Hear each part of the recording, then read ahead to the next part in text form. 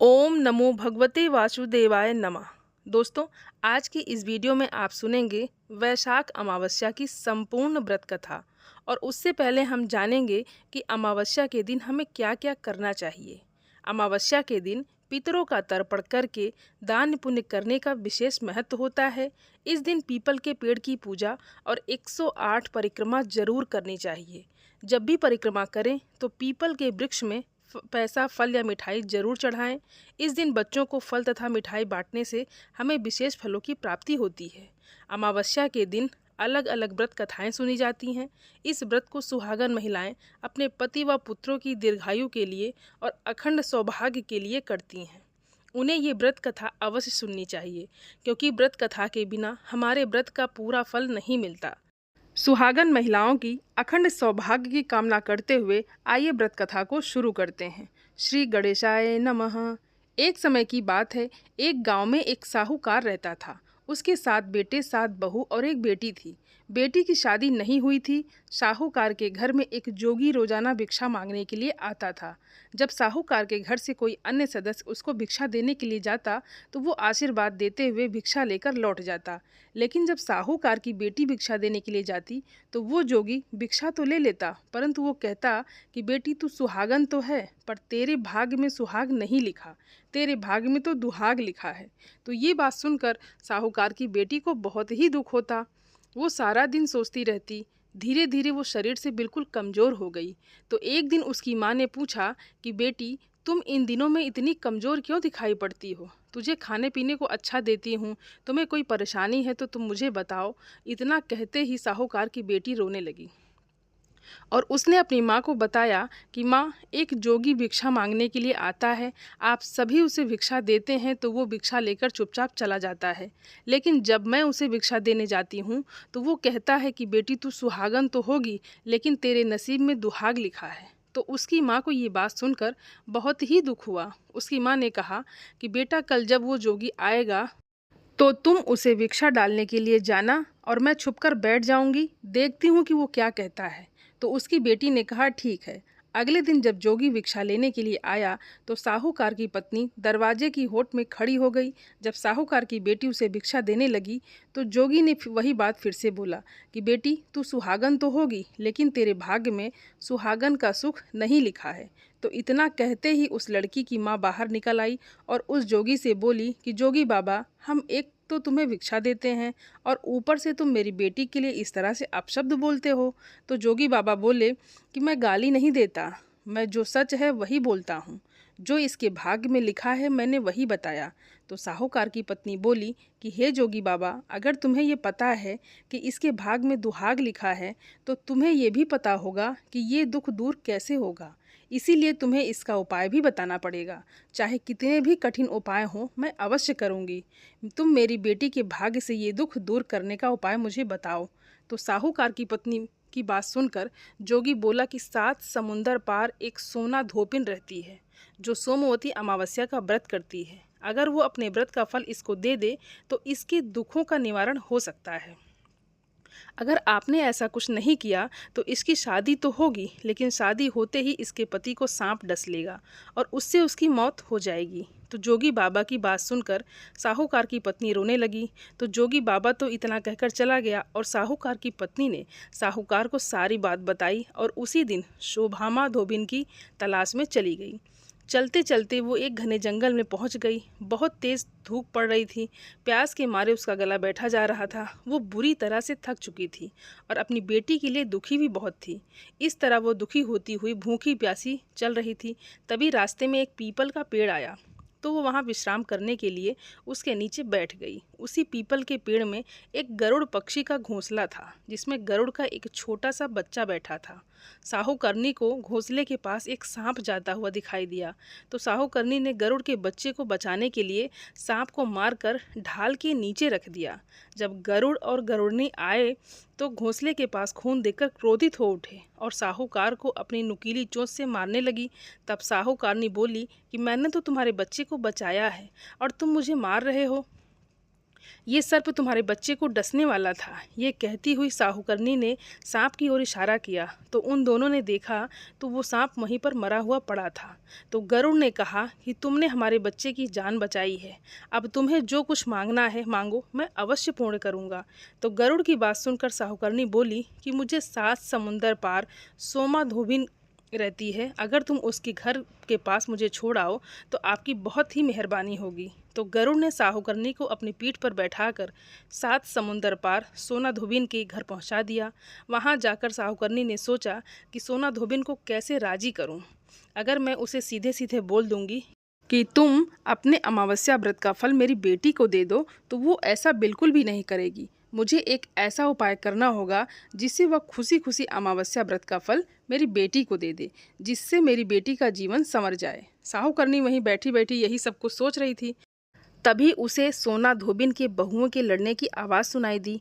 वो सारी की सारी घर के कामकाज को लेकर लड़ाई कर रही थी और काम कोई भी नहीं करना चाहती थी।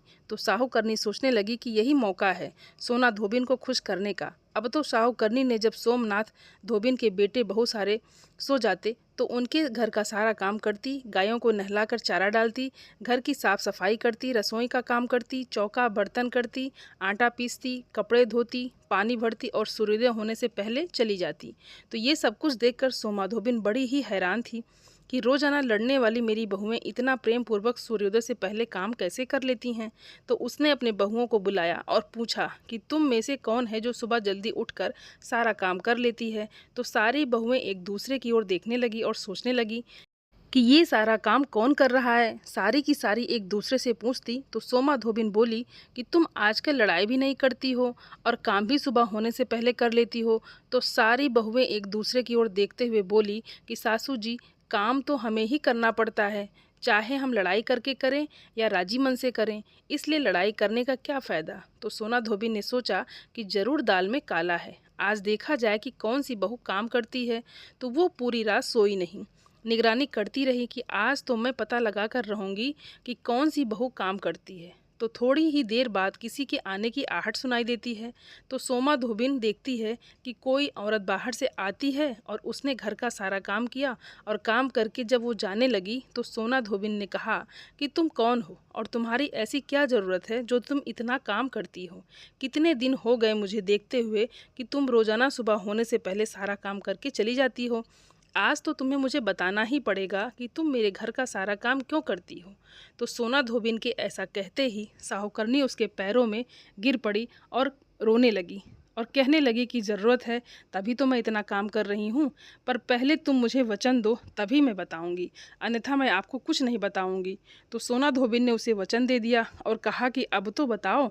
तो साहूकरनी रोते हुए कहने लगी कि मेरी बेटी के भाग में दुहाग लिखा है, अगर आप अपने अमावस्या व्रत का फल उसे दे देती तो मेरी बेटी का भी भाग्य संवर सकता है। ये कहते हुए साहूकरनी सोमा धोबिन को सारी बात बताई।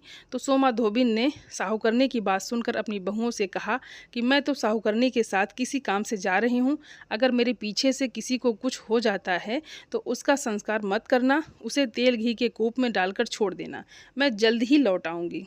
ऐसा कहकर सोमा धोबिन साहूकरनी के घर चली जाती है। साहूकरनी की बेटी का विवाह तय हो गया और जिस दिन विवाह होने वाला था दूल्हा आकर फेरों के लिए बैठ जाता है तो सोना धोबिन दूल्हे के घुटनों के पास कच्चा करवा रखती है और उसमें दूध डालकर तात का ताज लेकर बैठ जाती है। थोड़ी ही देर बाद में वहाँ पर दूल्हे को डसने के लिए सांप आया। तो सोना धोबिन ने करवा आगे रखा और तात बांध दिया, लेकिन जब ये सब दूल्हे ने देखा तो डर के मारे ही उसकी मृत्यु हो गई। तो सोना धोबिन ने अपने टीके में से रोली निकाली, मांग में से सिंदूर निकाला, आँख में से काजल निकाला और मेहंदी निकालकर छोटी अंगुली चीर कर छींटे मारे और बोली कि आज तक जितने भी मैंने अमावस्या के व्रत किए हैं उन सभी व्रतों का फल मैं साहूकरनी की बेटी को देती हूँ और आगे जो मैं व्रत करूँगी वो फल मेरे बेटे और मेरे पति को लगे। तो सोना धोबिन के इस तरह संकल्प करते ही दूल्हा फिर से जीवित हो गया और साहूकरनी की बेटी का बड़ा ही धूमधाम से विवाह हुआ। उसकी विदाई होने के बाद में सोना धोबिन अपने घर को जाने लगी तो साहूकरनी बोली कि तुमने मेरे जमाई को नया जीवन दान दिया है, इसीलिए तुम कुछ भी मांगो, मेरे सामर्थ्य अनुसार जो भी होगा मेरे पास मैं वो सब कुछ तुम्हें दूंगी। तो वो बोली कि मुझे तो कुछ नहीं चाहिए, मुझे तो सिर्फ एक हांडी दे दो। तो वो हांडी लेकर चली जाती है। तो चलते चलते रास्ते में ही सोमवती अमावस्या का व्रत आ जाता है। तो वो हांडी का एक सवार परिक्रमा लगाकर पीपल के पेड़ के नीचे दबाकर घर आ जाती है। घर आकर देखती है कि उसके पति की मृत्यु हो गई है और वो तेल और घी के कूप में पड़ा है। तब वो अपने टीके में से रोली निकालती है, मांग में से सिंदूर निकालकर, आंखों में से काजल निकालकर और मेहंदी के साथ चिट उंगली से छींटे देती है और कहती है कि रास्ते में जो मैंने सोमवती अमावस्या का व्रत किया है उसका फल मेरे पति को लगे। तो उसके इस तरह कहते ही उसका पति उठकर बैठ जाता है। उसी समय उनके घर ज्योतिष आया हुआ था। वो बोला कि जजमान, सोमवती अमावस्या का मेरा क्या है, क्योंकि सोना धोबिन हर अमावस्या को ब्राह्मण को दक्षिणा देती थी, इसीलिए वो भी दक्षिणा मांग रहा था। तो सोना धोबिन कहती है कि अब की बार मेरे अमावस्या का व्रत तो रास्ते में ही आया था, तो मैंने ऐसा कुछ भी नहीं किया, जो कुछ किया था वो सब पीपल के पेड़ के नीचे ही गाड़ दिया। आज मेरे पास देने के लिए दक्षिणा तो नहीं है। तो वो ज्योतिष ब्राह्मण सीधा पीपल के पेड़ के पास जाता है और सोचता है कि देखता हूँ कि इस बार सोना धोबिन यहाँ पर क्या गाड़ कर गई है। तो वो जल्दी जल्दी वहाँ पीपल के पेड़ के नीचे से जगह खोद कर देखता है तो वहाँ 108 और 13 सोने के चक्कर उसे मिलते हैं। तो ये देखकर उसे बहुत ही हैरानी होती है। ज्योतिष ब्राह्मण उन सबको वहाँ से उठाता है और सोना धोबिन के घर ले जाता है और वहाँ जाकर कहता है कि इस तरह से तुमने वहाँ पर फेरी लगाई और मुझे बोला कि अब की बार मैंने कुछ भी नहीं किया है। तो सोना धोबिन बोली कि वो तो तुम्हारे भाग्य से हुआ है, मैंने ऐसा कुछ नहीं किया, इसीलिए इन सबको तुम ही ले जाओ। तो सोना धोबिन की बात सुनकर ब्राह्मण कहता है कि मेरा तो इसमें चौथा हिस्सा है, बाकी तो सब तुम्हारा है। आपका मन हो आप उसे दे देना, पर मैं तो चौथा हिस्सा ही लेकर जाऊंगा। तो इस तरह अमावस्या के व्रत का चमत्कार देखकर सारी नगरी में ढिढोरा पिटवाया कि हर व्यक्ति अमावस्या का व्रत करे। हे अमावस्या माता, जैसे साहूकार की बेटी को सुहाग दिया वैसे सबको देना। सुहागन स्त्रियों के सुहाग की हमेशा रक्षा करना, अखंड सौभाग्य का आशीर्वाद देना, सुख समृद्धि बनाए रखना। जो भी इस कथा को श्रद्धा भाव से सुने और हुंकारा भरे, उसके जीवन से सारी मुसीबतों को दूर करना। प्रेम से बोलिए अमावस्या माता की जय, श्री हरि विष्णु भगवान की जय, भोले शंकर गौरी माता की जय। आइए अब सुनते हैं 3 पनौती अमावस्या की पौराणिक व्रत कथा। एक गांव में एक बूढ़ी अम्मा रहती थी, उसके साथ उसकी बहू रहती थी। उस बुढ़िया का बेटा विदेश में कमाई करने के लिए गया हुआ था। सास और बहू बहुत ही अच्छी थी। उस बुढ़िया माई की बहू बहुत ही धार्मिक विचारों वाली, उसकी पूजा पाठ और धर्म कर्म में बहुत रुचि थी। एक दिन वो अपनी सास से आकर बोली कि माँ जी, मैं आज व्रत रखना चाहती हूँ। तो उसकी सासू ने कहा, बेटा आज ऐसी क्या बात है, तुम कौन सा व्रत रखना चाहती हो। तब बहू ने कहा कि सासू माँ, मैं 3 पनौती अमावस्या का व्रत शुरू करना चाहती हूँ। तो उसकी सास बोली कि बहू ये व्रत क्या होता है और इस व्रत को करने से क्या फल मिलता है, मुझे भी तो बताओ। तब बहू ने कहा कि सासू माँ, 3 पनौती अमावस्या का व्रत करने से बहुत पुण्य फल मिलता है। घर में अन्न धन बना रहता है, सुख शांति रहती है, अटल सुहाग मिलता है और पुत्र की प्राप्ति होती है। इस व्रत में प्रत्येक वर्ष अलग अलग खाना खाया जाता है, भगवान विष्णु के मंदिर में चढ़ावा चढ़ाया जाता है या फिर किसी ब्राह्मण को दान दिया जाता है। इस व्रत में पहले साल शक्कर, घी और चावल से बना हुआ खाना खाया जाता है। जब पहले साल की 12 अमावस्या का व्रत पूरा हो जाए तो 1.25 किलो चावल, 1 कटोरी घी तथा 1 कटोरी शक्कर किसी ब्राह्मण को दान दिया जाता है। दूसरे साल जौ, घी और शक्कर से बना हुआ खाना खाया जाता है।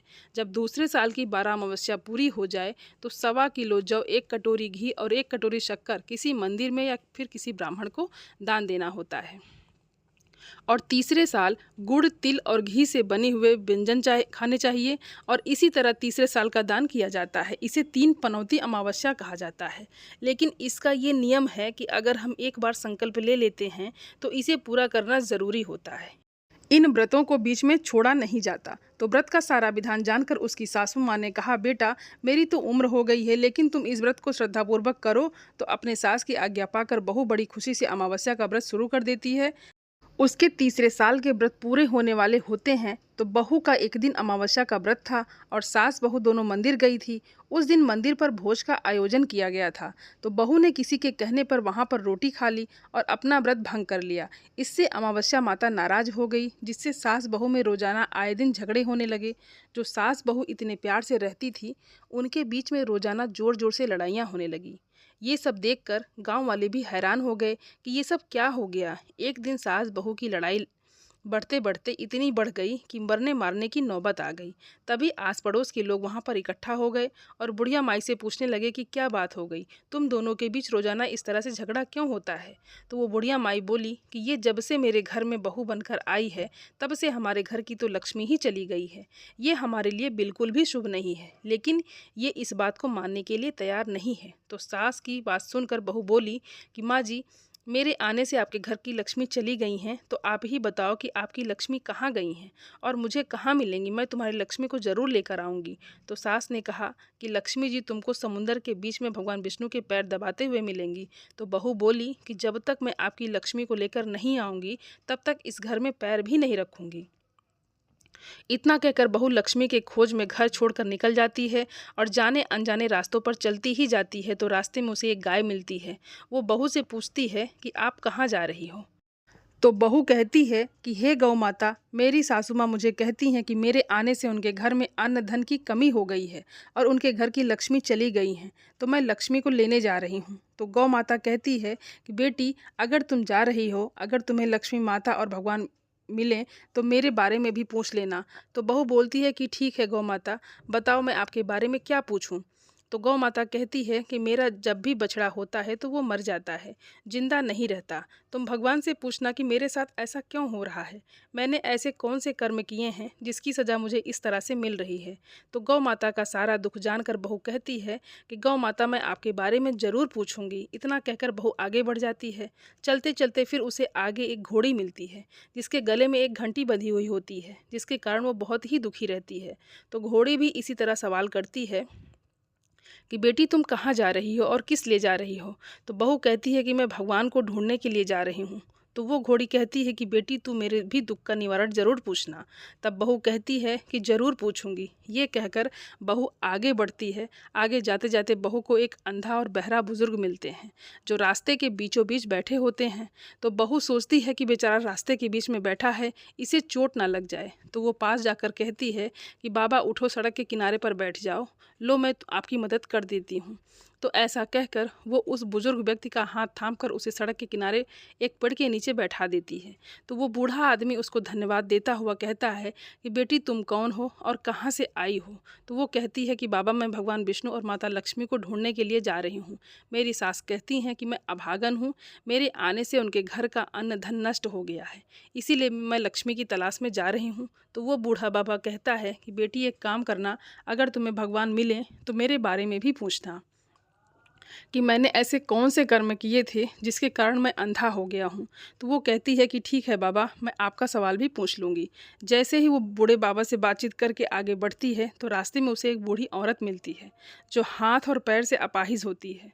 वो भी बहू से अपनी समस्या भगवान से पूछने के लिए कहती है। तो बहू उसकी समस्या को भी पूछने के लिए तैयार हो जाती है और आगे चली जाती है। चलते चलते भूख प्यास से बेहाल वो बिल्कुल थक जाती है और एक आम के पेड़ के नीचे बैठ जाती है। तब आम का पेड़ उसे इतना थका हुआ हैरान परेशान देखकर पूछता है कि बेटी तुम कहाँ से आई हो और कहाँ जा रही हो। तब वो कहती है कि मैं लक्ष्मी को लेने जा रही हूँ। तब पेड़ कहता है कि मेरी समस्या भी माता लक्ष्मी से पूछ लेना कि मेरे पेड़ पर खट्टे आम क्यों लगते हैं। तो बहू ने कहा ठीक है। आगे चलते चलते बहू को एक तलाई मिलती है। वो भी बहू से कहती है कि बेटा तुम भगवान से पूछना कि मेरी तलाई का पानी इतना मैला क्यों है, मेरी तलाई का पानी कोई भी मनुष्य नहीं पीता। तो बहू कहती है कि ज़रूर पूछूंगी। इतना कहकर वो आगे बढ़ जाती है। इस तरह बहुत दिनों तक जंगल में चलते चलते वो बहुत थक जाती है। उसे भूख भी लगी होती है लेकिन खाने के लिए उसे कुछ भी नहीं मिलता। तो वो भूख और प्यास के कारण बेहोश हो जाती है। उसी समय भगवान विष्णु और माता लक्ष्मी वहाँ पर विचरण करते हुए आते हैं। तब माता लक्ष्मी जी विष्णु जी से कहती हैं कि हे नाथ, ये आपकी बहुत बड़ी भक्तन है, आप इसके दुखों का निवारण करिए। तब विष्णु भगवान कहते हैं कि इस संसार में बहुत सारे ऐसे जीव हैं जो बहुत ही दुखी हैं। सारे लोग अपने अपने कर्मों का फल भोग रहे हैं, तो मैं किस किस के दुख का निवारण करूं।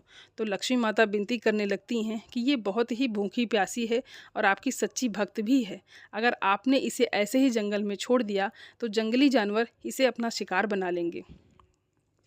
माता लक्ष्मी जी की बात सुनकर भगवान विष्णु एक साधु का बीज धारण करके बहू के पास आते हैं और अपने कमंडल में से पानी का छींटा देकर उसे होश में लाते हैं। बहू के होश में आते ही साधु के भेष में भगवान उससे पूछते हैं कि बेटा, तुम कहाँ से आई हो और कहाँ जा रही हो। तो वो पूरी बात बताती है। उसकी बात सुनकर भगवान विष्णु और माता लक्ष्मी जी अपने असली रूप में प्रकट हो जाते हैं। उनके साथ में अमावस्या माता भी वहाँ पर आ जाती हैं। तो बहू उनके चरणों में गिरकर रोने लगती है और कहती है कि मुझसे ऐसी कौन सी गलती हो गई है जिसके कारण मैं इस तरह जंगलों में भटकती फिर रही हूँ। तो अमावस्या माता बहू को कहती हैं कि बेटी, तूने मेरे व्रत को खंडित किया है, इसी की सज़ा तुझे मिली है, लेकिन तुम्हारी सच्ची श्रद्धा देखकर मैं तुम्हें माफ़ करती हूँ। अब तुम घर जाओ, तुम्हारा घर अन्न धन से संपन्न होगा और तुम्हारी जो झोपड़ी है वो सुंदर महल में बदल जाएगी। तुम्हारी सारी मनोकामना पूर्ण होगी। तुम फिर से 3 पनौती अमावस्या का व्रत श्रद्धापूर्वक विधि विधान से करके उसका उद्यापन कर देना। इस तरह का आशीर्वाद पाकर बहुत ही खुश हुई और फिर भगवान विष्णु और लक्ष्मी जी से रास्ते में जो मिले थे उनके दुखों का कारण पूछने लगी। तो गाय के बारे में पूछा तो भगवान विष्णु ने बताया कि उस गाय ने कभी भी अपने मालिक को दूध नहीं दिया। उसका मालिक बहुत ही गरीब था। वो उसके दूध से अपना गुजर बसर करता था, लेकिन उसके इस तरह परेशान करने से उसने उस गाय को छोड़ दिया और उसी की बद्दुआ उस गाय को लग गई है, जिसके कारण उसके बछड़े जिंदा नहीं रहते। तुम ऐसा करना, उसका दूध निकाल कर एक बार तुम पी लेना, जिसके बाद उसके बछड़े जिंदा रहने लगेंगे। और उससे कहना कि अपने मालिक के घर वापस चली जाए। फिर बहू ने घोड़े के बारे में पूछा तो भगवान विष्णु ने बताया कि वो घोड़ी पिछले जन्म में आटा पीसने वाली महिला थी। जब भी वो गाँव के घरों का आटा पीसती थी तो उसमें मिलावट कर देती थी और आटा चुरा कर रख लेती थी, इसीलिए उसके गले में चक्की के पाट बंधे हुए हैं। तुम उसके पार्ट खोल देना, वो बिल्कुल ठीक हो जाएगी। उसके बाद में उस बूढ़े बाबा के बारे में पूछा तो भगवान विष्णु ने बताया कि उस बूढ़े आदमी ने कभी भी मंदिर जाकर भगवान के दर्शन नहीं किए हैं, इसी कारण वो अंधा हो गया है। अगर वो मंदिर जाए और वहाँ जाकर भगवान के भजन सुने तो उसकी आंखें ठीक हो सकती हैं। फिर जो पैरों से अपाहिज थी उस बुढ़िया के बारे में पूछा तो भगवान ने बताया कि उस बुढ़िया ने अपनी जवानी में कभी भी दान पुण्य नहीं किया था, इसीलिए उसे ये सज़ा मिली है। तुम उससे दान करवा देना और कहना कि अमावस्या का व्रत रखे, जिसके फल स्वरूप वो बिल्कुल ठीक हो जाएगी। उसके बाद में उस आम के पेड़ के बारे में पूछा तो भगवान ने बताया कि वो आम का पेड़ पिछले जन्म में एक माली था और उससे एक अनाथ बच्चे ने आम मांगा तो उसने आम नहीं दिया, क्योंकि वो बहुत ही कठोर और निर्दयी था। उसी की सज़ा उसे मिल रही है। वो अपने दूसरे जन्म में आम का वृक्ष बना और उसके आम इतने खट्टे हैं कि उसे कोई भी नहीं खाता। तुम ऐसा करना कि उस पेड़ का एक आम तोड़कर खा लेना, उसके बाद में उसके आम अपने आप मीठे हो जाएंगे। उसके बाद में बहू ने अंतिम सवाल उस तलाई के बारे में पूछा तो भगवान ने बताया कि वो तलाई पिछले जन्म में देवरानी जेठानी थी। वे दोनों हमेशा लड़ती झगड़ती थी, जिससे उसके परिवार वाले बहुत ही दुखी रहते थे। उन दोनों ने हमेशा साथ रहने वाले दोनों भाइयों को अपने माँ बाप से अलग कर दिया और उन दोनों ने स्वर्ग जैसे घर का माहौल बिल्कुल ही खराब कर दिया। उसी की सज़ा उसे मिल रही है। इसी के कारण उसका पानी मैला है और कोई भी व्यक्ति उस तलाई का पानी नहीं पीता है। तुम ऐसा करना, उस तलाई का पानी एक घूंट पी लेना, उसी समय वो तलाई शुद्ध हो जाएगी। तो इस तरह उन सबके दुखों का निवारण जानकर बहू ने भगवान विष्णु, माता लक्ष्मी जी और अमावस्या माता को प्रणाम किया और अपने घर के लिए चल पड़ी। और रास्ते में जो उसे मिला उन सभी को भगवान के द्वारा बताए गए उपाय बताए और उन सब से आशीर्वाद लेते हुए अपने घर पहुंच गई। जैसे ही वो अपने घर पहुंची तो वहां पर जाकर देखती है कि झोपड़ी की जगह बहुत ही सुंदर महल खड़ा था। पूरे घर में अन्न धन भरा था और उसकी सास बड़ी ही बेसब्री से अपनी बहू का इंतज़ार कर रही थी। जैसे ही बहू ने अपनी सास को देखा तो खुशी के मारे उनसे लिपट गई और कहने लगी कि सासू माँ, आपने सच ही कहा था कि मैं आपके लिए शुभ नहीं हूँ। मेरे आने से आपके घर की लक्ष्मी चली गई और मेरे जाने से आपके घर में लक्ष्मी आ गई। अब मैंने आपके घर की लक्ष्मी ला दी है, अब मैं फिर से जा रही हूँ। तब सासू माँ कहती है कि बेटा, तुम ये क्या कह रही हो? तुम्हारी 3 पनौती अमावस्या का फल ही हमें मिला है। तुम यहीं पर रहोगी, मेरे साथ रहोगी, कहीं भी नहीं जाओगी। तो दोनों सास बहू खुशी खुशी रहने लगी और फिर से 3 पनौती अमावस्या का व्रत शुरू करके बड़ी बहू बहुत ही श्रद्धा भाव से व्रत रखने लगी। तो अमावस्या माता के आशीर्वाद से उसके पति भी एक दिन विदेश से लौट आए और घर में इतना सारा अन्न धन देखकर उसने अपनी माँ से पूछा कि माँ, आपने ऐसा क्या किया जो तुम्हारे पास इतना धन हो गया? मैंने तो सालों तक विदेश में कमाई करने के बाद भी इतना धन नहीं कमा पाया। उसकी माँ बोली कि बेटा ये तो तुम्हारी बहू की अमावस्या व्रत का फल मिला है हमें। तो वो ये जानकर बहुत ही खुश हुआ। 1 साल बाद उनके घर में सुंदर पुत्र ने जन्म लिया। इस तरह से उस घर के सारे लोग सुखी और संपन्न हो गए। तो प्रेम से बोलिए अमावस्या माता की जय, विष्णु भगवान लक्ष्मी माता की जय, हर हर महादेव। आइए अब सुनते हैं लप्सी और तप्सी की कहानी। इस कहानी को हर व्रत कथा के अंत में अवश्य ही सुनना चाहिए। एक लप्सी था और एक तप्सी था। तप्सी हमेशा भगवान की तपस्या करता था, लेकिन उसे चोरी करने की आदत थी। लप्सी हमेशा सवा सेर की लप्सी बनाता और पहले भगवान को भोग लगाता, उसके बाद में स्वयं भोजन करता। दोनों भाइयों का यही नियम था। तो एक दिन किसी बात को लेकर दोनों में कहासुनी हो गई। तो तप्सी बोला कि मैं रोजाना भगवान की तपस्या करता हूँ, इसलिए मैं बड़ा हूँ। तो लप्सी बोला कि मैं रोज़ भगवान को सवा सेर की लप्सी का भोग लगाता हूँ, इसलिए मैं बड़ा हूँ। ऐसा कहते हुए दोनों ज़ोर ज़ोर से लड़ने लगे। तभी वहाँ से नारद जी गुजर रहे थे। दोनों को लड़ता हुआ देखकर वो वहाँ आए और उनसे पूछा कि तुम दोनों क्यों लड़ रहे हो। तो दोनों ने अपने आप को बड़ा बताया और साथ में बड़ा होने के कारण भी बताया। तो नारद जी बोले कि मैं तुम्हारा फैसला कर दूंगा, कल आऊँगा तो बता दूंगा कि कौन बड़ा है। दूसरे दिन लप्सी और तप्सी नहाकर अपनी रोज की भक्ति करने आए। तो नारद जी ने छुपकर 1.25 करोड़ की एक अंगूठी दोनों के आगे रख दी। जैसे ही भक्ति करते हुए तप्सी की नज़र उस अंगूठी पर पड़ी तो उसने चुपचाप से उठाई और अपने पैर के नीचे दबा ली। लप्सी की नज़र अंगूठी पर पड़ी, लेकिन उसने ध्यान नहीं दिया। उसने पहले भगवान को भोग लगाया और फिर स्वयं भोजन करने के लिए बैठ गया। थोड़ी देर बाद जब नारद जी सामने आए तो दोनों ने पूछा कि अब बताइए हम में से कौन बड़ा है। तो नारद जी ने तप्सी से खड़ा होने के लिए कहा। तो वो खड़ा हुआ, उसके पैर के नीचे दबी हुई अंगूठी दिखाई दी। तो नारद जी ने तप्सी से कहा कि तपस्या तो तुम करते हो, इतनी तपस्या करने के बाद भी तुम्हारी चोरी करने की आदत नहीं गई। ये अंगूठी मैंने ही तुम दोनों के आगे रखी थी। मैं ये देखना चाहता था कि तुम दोनों में से किसके मन में लालच है। तो तूने तो अंगूठी दिखाई, पड़ते ही झट से अपने पैर के नीचे दबा ली। लेकिन लप्सी का ध्यान अंगूठी पर जाने के बाद भी लप्सी ने अंगूठी को नहीं उठाया और ना ही ध्यान किया। उसने सिर्फ अपने भगवान जी में ही ध्यान रखा, उन्हें भोग लगाया और बाद में स्वयं भोजन करने लगा। इसीलिए लप्सी बड़ा है और तुम्हें तुम्हारी तपस्या का कोई भी फल नहीं मिलने वाला है। जितनी चाहे मर्जी तुम तपस्या कर लो, तुम्हें इसका कोई भी फल नहीं मिलेगा। तो तप्सी को ये बात सुनकर बहुत ही दुख हुआ और वो शर्मिंदा होकर नारद जी से माफ़ी मांगने लगा और कहने लगा कि आज तक की मेरी गलती माफ़ करो और मुझे बताओ कि मुझे मेरी तपस्या का फल कैसे मिलेगा। आज की बात कभी भी चोरी नहीं करूँगा। तो नारद जी ने कहा कि यदि कोई गाय और कुत्ते की रोटी नहीं बनाएगा तो उसका फल तुझे मिलेगा। यदि कोई आदमी ब्राह्मण को भोजन कराकर उससे दक्षिणा नहीं देगा तो उसका फल भी तुझे ही मिलेगा। अगर किसी को सूट साड़ी ब्लाउज़ अगर हम देते हैं, उसके ऊपर भेंट स्वरूप कुछ रुपए नहीं देंगे तो उसका फल भी तुझे ही मिलेगा। अगर कोई व्यक्ति दिए से दिया जलाए तो उसका फल भी तुझे ही मिलेगा। अगर कोई औरत आंगन लीप कर चौका नहीं लीपेगी तो उसका फल भी तुझे ही मिलेगा। यदि कोई व्रत कथा में सारी कहानी सुन ले लेकिन तुम्हारी कहानी ना सुने तो उसका फल भी तुझे ही मिलेगा। उस दिन से हर व्रत कथा और कहानी के साथ लप्सी और तप्सी की कहानी कही और सुनी जाती है और कथा सुनने के बाद में कहना चाहिए कि लप्सी का फल लप्सी को मिले, तप्सी का फल तप्सी को मिले और हमारी कहानी का और हमारे व्रत का फल हमें मिले। तो प्रेम से बोलिए लक्ष्मी नारायण भगवान की जय।